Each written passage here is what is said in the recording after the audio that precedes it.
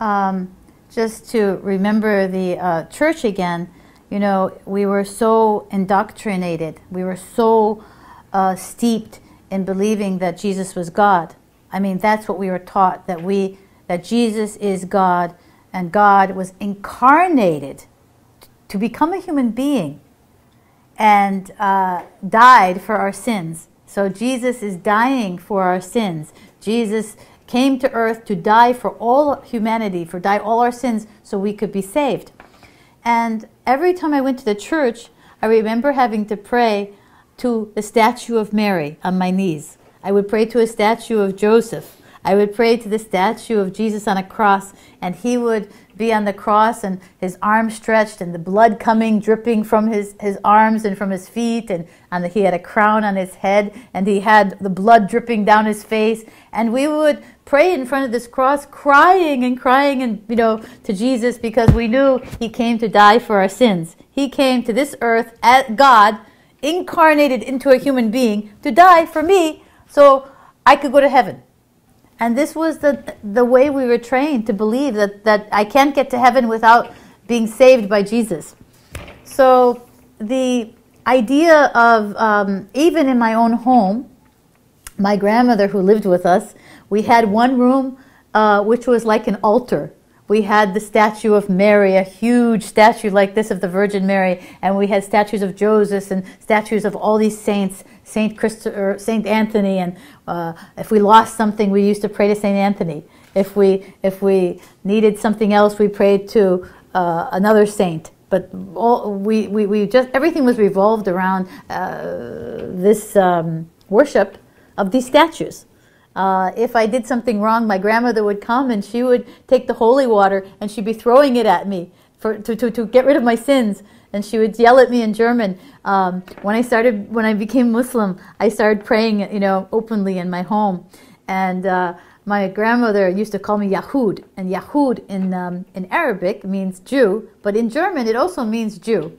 So my grandmother she didn't know, she's born in 1905, she doesn't know what a Muslim is. She comes from Germany, and so she would see me and say, "Oh, du bist Yahud, Yahud." She would constantly be calling me a Jew because I would be praying like a Muslim, and she didn't know what I was, but I wasn't a Christian in her mind.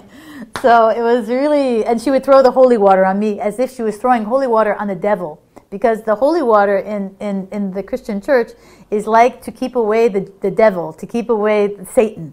And so you want to throw holy water on a Satan because he's supposed to, it's supposed to harm the devil. It's supposed to be like, you know, painful. So she was always throwing holy water on me when she saw me because she thought I'm a bad girl. You know what I want to ask here, as far as I study about Christianity, the main points or main base of the Christianity is depend on comes from the ancient history. You know, I think the Christianity is okay, something inside from, because it was the religion of Allah, religion of Islam, but then the people changed it. I think the Christian priest, I don't know who make this stupid stuff, I mean the container of the Christianity, I don't know who made this, but I think they convert the ancient world paganist culture into Christianity. This is no. So what do you want to say? What I think throwing the water and to pray towards to the statues, all these things remind me those ancient paganism. Paganism. Culture, it's a paganism. Yeah, do you want to speak in the subject that praying to the figures and those kind of stuff? Yeah. So it reminded me of paganism, truly, because you know, here I was worshiping a statue on my knees and praying to a statue for help. I wasn't thinking that beyond this statue. I was thinking, okay, this is the church was filled with statues, and we had statues in our home, and every time we thought that something, you know, was wrong, we did something bad. This was the style of worship was coming from my ancestors. When I look back in history and I think of Rome, and I think of the statues, and I think about pre-Islam when they were worshiping the statues, and the people were bringing statues from all parts of the Arabian Peninsula and from all over the Middle East, again, to worship the pagan gods, and just different names.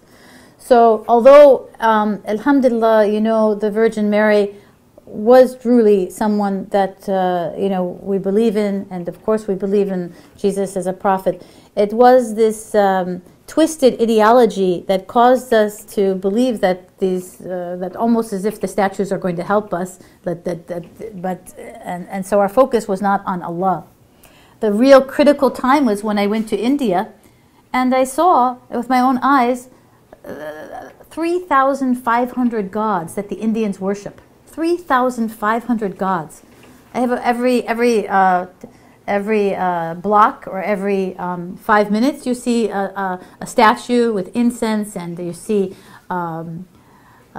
flowers around a god, and people stop and they're worshiping, and they worship the cow, and it was overwhelming to see such paganism. And then when you go into a place like the Taj Mahal, which was a mosque, and you hear the call to the adhan, the call to the one God, the call to the oneness of Allah subhanahu wa ta'ala, it can magnify everything that's happening outside, which is so kuffar, which is so paganist behavior.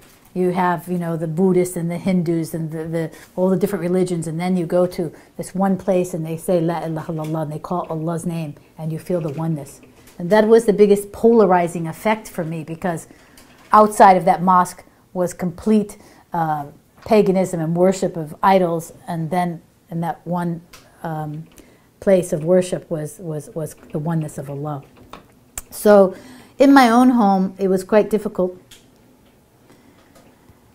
because my mother thought I had gone backwards, that I had taken some religion that's backward. Instead of going forward, she's being European, she's wondering, how am I going backward? And when I took Shahada, I put my hijab on immediately the same day that I took Shahada.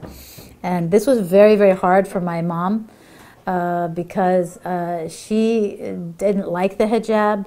I was young, and she wanted me to show my hair. And I can remember we would go shopping or to the supermarket, and my mom would just pull my hijab off in the supermarket or pull it off in the store and say, I want people to see my beautiful daughter. And she would constantly be sabotaging my Islam. One of the very painful experiences in my early days of Islam was getting up to make wudu and to pray at 5 in the morning, and my mom would be waiting at the bathroom, and she would scare me and tell me, wouldn't let me pass to make wudu to pray, and she used to tell me I'm going to die from a disease from washing so much, because we prayed 5 times a day, and she thought it was very sick and strange, and how could I stop my life in the middle of the day just to pray? How crazy I was to stop my life in the middle of the day and just pray. And the phone is ringing or someone's coming to see me, and I would stop to pray. It was very complicated and very difficult within her home to be Muslim, and I found that I had to move on my own to really practice this deen. It was very challenging. So what happened is I was working in New York. I am an interpreter for the deaf. I took a job in New York City, and I used to interpret I had 11 deaf Holocaust survivors, and they were my clients. And I was taking care of their personal needs, and I was hiring people to facilitate in their home, and I also was teaching Judaism with a rabbi to these Jewish deaf Holocaust survivors from Rome, from Austria, from Germany, from Poland, from Russia, and these were my clients. At that time, I was feeling, in myself, I know I'm a Muslim, but I didn't know how to become Muslim. I didn't know what to do. I didn't even know who to talk to. I didn't have any Muslim friends. And one night I took a taxi, and the taxi had the Quran playing. But I didn't know it's Quran. So when I got into a taxi, I said, "Oh, I like that music." And the taxi driver turned around and really gave me a very sharp, strong look and was very angry and said, "That is not music. That's the Quran." And I was very silent and felt it was something big. So from that taxi drive, from the location he picked me up until the place he brought me, we discussed and I talked about my travels all over the world and how I felt all the time I was a Muslim inside me, but I didn't know how to become Muslim, but I knew I was Muslim, but I didn't know how to become Muslim.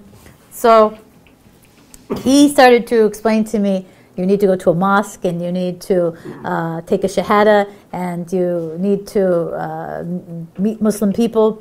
So he gave me the name of a person to call, and it was another person who had reverted to Islam. And then he said, you don't have to pay the taxi, you're free. So the next day I called the person immediately and said, I want to be Muslim, and tell me, what do I do? So they invited me to come spend the weekend with them, and I must have taken Shahada so many times with them, telling them I'm Muslim and I want to be Muslim, and until they brought me to the mosque. And I was very, very excited because it was in Queens, New York. And at that time, many years ago, they just prayed in masallas. There were little houses that people bought, and they turned them into a mosque because they couldn't afford to build a mosque, or there wasn't enough Muslims to gather enough money to successfully build mosques and all over. The people were just still, migrating to this country, but they hadn't established enough. So they turned these houses into these places of worship.